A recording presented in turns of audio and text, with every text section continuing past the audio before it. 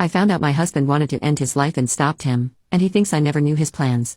My husband and I are 28. We have 3 kids, and he's the only boyfriend I've ever had. He's been with me since high school. He's always had low self-esteem. I do as well, but not like he does.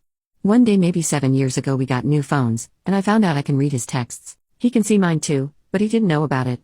This happened for like another 2 years. For his birthday and Christmas I'd snoop around his texts and see if there's something he was talking about that he wanted. One day, around November I was being nosy to see what I can get him for Christmas. I was pregnant with our second child at the time. I saw he was texting someone something suspicious, saying where can we meet, and I thought this was with another girl. I read them more and I found out he was buying substances. My husband and I don't even drink, so I freaked out.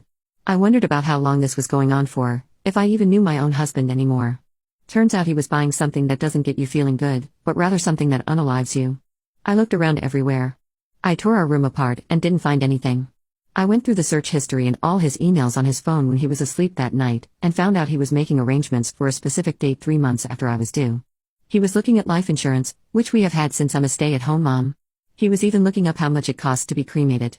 Once he got home, the first thing I did was sneak his phone and text that guy and say, I'm no longer interested, if someone else tells you otherwise it means someone else has my phone, and I deleted that guy's number. I didn't want him to know I was snooping, but the thought of my husband not being around tore me. I remember being sick to my stomach and bawling in our room just thinking of the idea of not having him around. I love him more than life in itself. I would die for him and not even have to think about it. My husband is my entire world. That day I made sure he knew that, even if it meant embarrassing myself. I started bringing him flowers at work almost every day. When he would come through the door I would screech with excitement and give him a hug and a smooch and tell him I missed him so much and I couldn't stop thinking about him all day. When I was out with him, I'd tell him how beautiful and handsome he is. When he was around my friends I'd say, look at my husband, he's so beautiful. I call him at work and ask how much longer until he's home.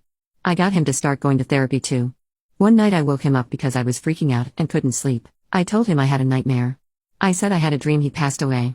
He said, why is that a bad thing? And I told him how he's my entire world and other than our son, and our other on the way, he's all I live for. He said but things would be better if I was out of your hair.